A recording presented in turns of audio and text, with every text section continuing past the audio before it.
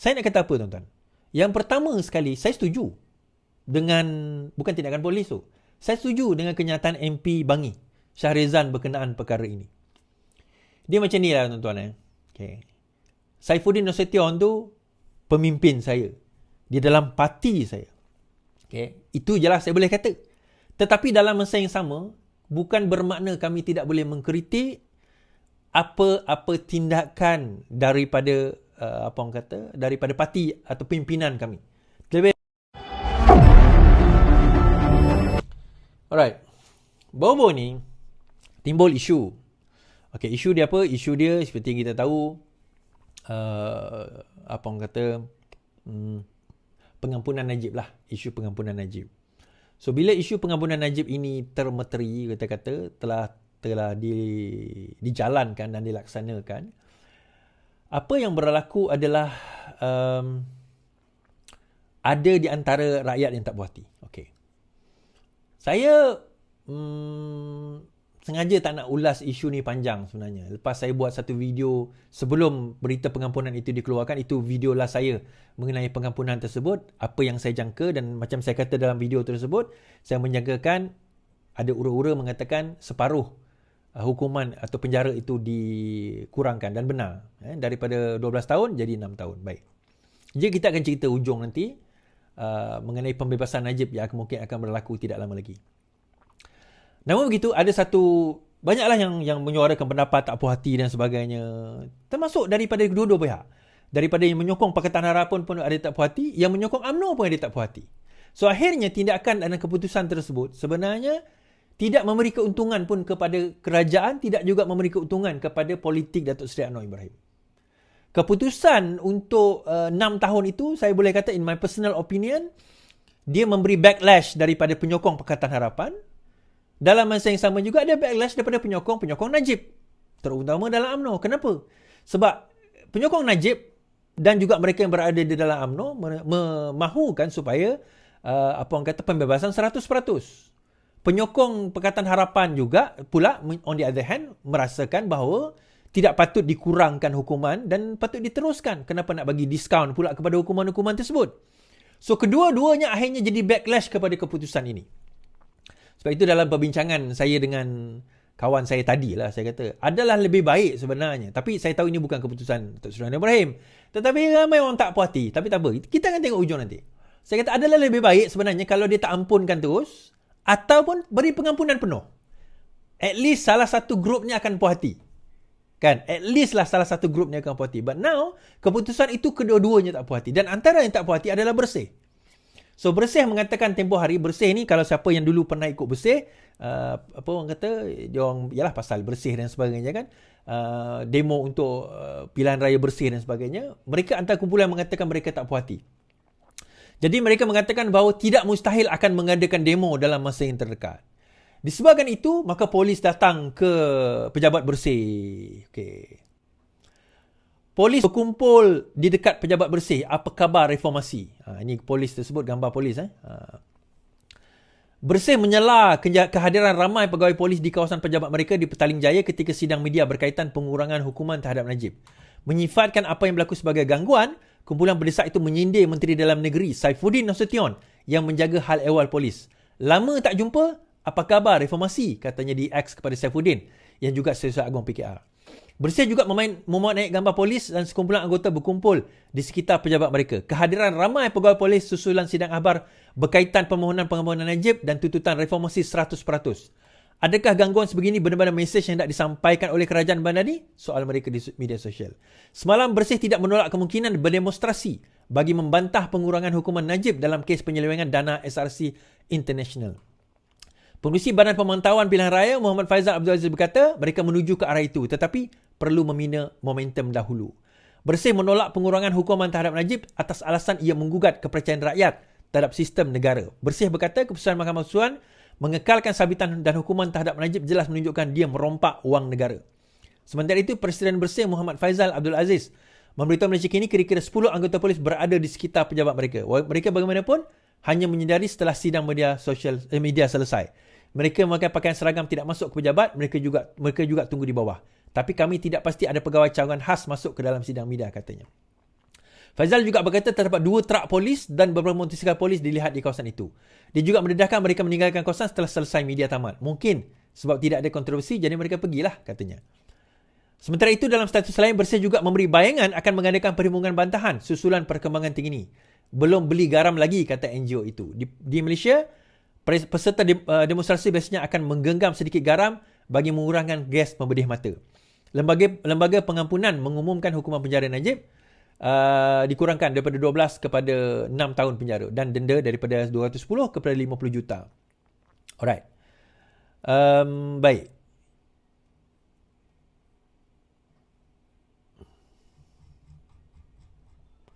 So, dalam hal ini, kita kata, adakah terdapat intimidasi? Adakah terdapat intimidasi? Dan akhirnya, salah seorang ahli parlimen di AP Bangi mempersoalkan tindakan polis tersebut. MP persoal kehadiran ramai polis di pejabat Bersih. Kehadiran ramai polis dan juga pegawai polis dan anggota pada sidang media anjuran Bersih hari ini boleh dilihat sebagai salah satu bentuk gangguan terhadap orang ramai, kata ahli parlimen Bangi Syahrizan Johan. Ahli parlimen DAP itu juga turut mempersoalkan keperluan mengerahkan ramai anggota polis dalam sidang media berkenaan. Saya tidak nampak ada keperluan untuk kerahkan sebegitu ramai anggota hanya untuk sidang media. Kita akan dilihat sebagai satu bentuk intimidasi. Ini akan dilihat sebagai bentuk intimidasi dan amalan seperti ini tidak patut jadi kebiasaan di bawah kerajaan Madani. Syahrizan turut meminta Ketua Polis Negara Razudin Hussein dan Menteri Dalam Negeri Saifuddin supaya melihat kembali pendekatan digunakan oleh pihak berkuasa. KPN dan Menteri Saifuddin harus lihat semula pendekatan pihak polis. Jangan sia-siakan perjuangan kita untuk menentang segala bentuk intimidasi penguasa selama ini, katanya. Awal hari ini Bersih menyelar kehadiran ramai anggota dan pegawai polis di kawasan pejabat mereka di Petaling Jaya ketika sidang media mengadakan pengurangan hukuman terhadap bekas Perdana Menteri. Menyifatkan apa yang berlaku sebagai gangguan, kumpulan mendesak itu menyindir Saifuddin yang menjaga hal ehwal polis. Okey, saya nak kata apa, tuan-tuan? Yang pertama sekali, saya setuju dengan, bukan tindakan polis tu, saya setuju dengan kenyataan MP Bangi Syahrizan berkenaan perkara ini. Dia macam ni lah, tuan-tuan. Okay. Saifuddin Nasution tu pemimpin saya di dalam parti saya. Okay. Itu je lah saya boleh kata. Tetapi dalam masa yang sama, bukan bermakna kami tidak boleh mengkritik apa-apa tindakan daripada daripada parti atau pimpinan kami. Lebih-lebih lagi kalau sekiranya dia menjadi menteri, kita kata. Kalau dia memegang jawatan yang tinggi dan dia melakukan kesilapan di dalam tindakan-tindakan yang kita sebelum ini kritik kalau pemimpin lain melakukan perkara tersebut. Okey? Itu yang pertama saya nak menyatakan di sini. Saya setuju menyatakan tidak perlu intimidasi kepada sebarang sidang media.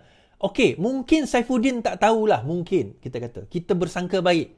Mungkin YB Menteri Saifuddin Nasution tak tahu tentang perkara tersebut. Tetapi kalau dia tak tahu tentang perkara tersebut, maka siapa yang tak bagi tahu dia wajib dipersalahkan. Ketua Polis Negeri, terutamanya di Petaling Jaya, Selangor, wajib dipersalahkan kalau sekiranya menteri tidak tahu dengan tindakan ini, kerana perkara ini akan backlash kepada kerajaan Madani ini.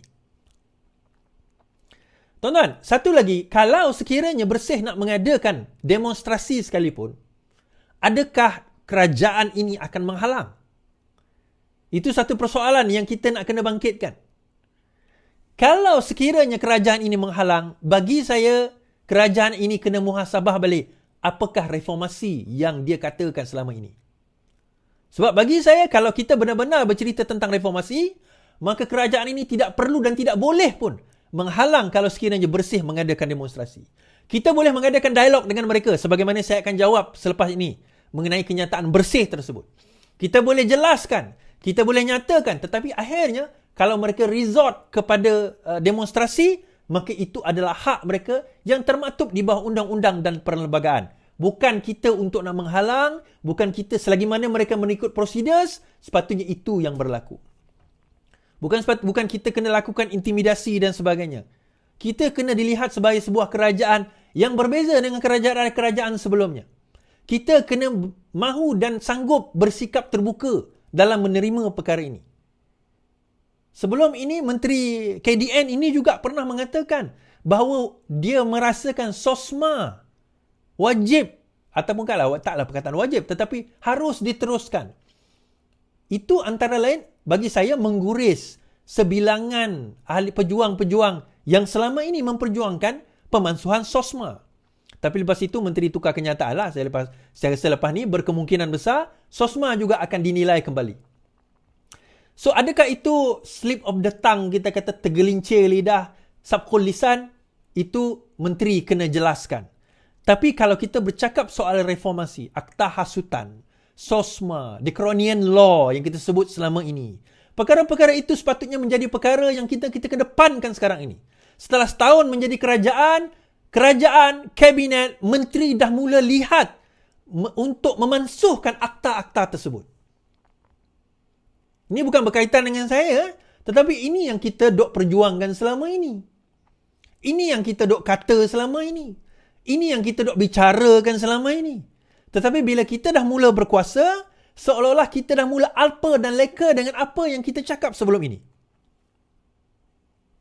Belum terlewat, nanti ada yang kata, oh Iswardi, jadi kau sekarang dah sedarlah kesilapan kerajaan kau. Ini bukan kesilapan. Ini bukan kesilapan kerajaan. Masa.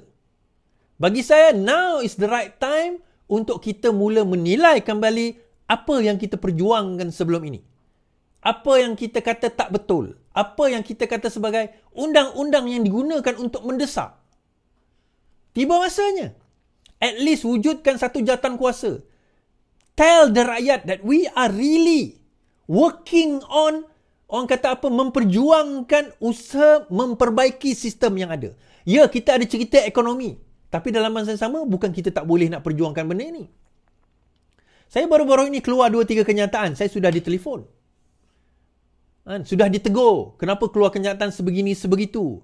Kenapa sepatutnya macam ni, sepatutnya macam tu? Saya rasa menyebabkan beberapa hari ini saya berfikir, perlu ke saya letak jawatan supaya saya boleh bercakap apa yang patut saya cakap? Perlu ke saya letak jawatan untuk membolehkan saya bercakap apa yang perlu saya cakap? Dia bukan menghina, bukan. Bagi saya, banyak benda kita boleh buat. Tetapi, dia bukan, okey, dia macam ni. Banyak benda kita boleh buat. Tetapi pada persepsi rakyat, seolah-olah kita tak buat. At least create the perception that we are doing something, or at least starting to do something. Kita sedang bermula untuk melakukan sesuatu. Tunjukkan. Kita jangan lagi bagi alasan-alasan. Kita boleh dengar apa yang pegawai kerajaan kata. Tetapi akhirnya keputusan itu pada kita. Kita menteri, timbalan menteri. Kita yang memegang jawatan. Kita yang decide. Dia boleh kata A, dia boleh cerita A dan A itu indah kepada kita. Tetapi akhirnya kita yang kena keluar dan kata no, A itu tidak indah, kami mau B. Keras dalam perkara tersebut. Saya akan jawab benda ni, cerita tentang apa yang Bersih katakan tadi. And I'm surprised sebenarnya, begitu lemahnya kita dalam menjelaskan perkara apa yang Bersih sebut tadi. Begitu lemahnya kita dalam menyatakan apa yang Bersih sebut tadi. Now, jawapan kepada apa yang Bersih sebut tadi tu, okay, saya nyatakan sekarang ini.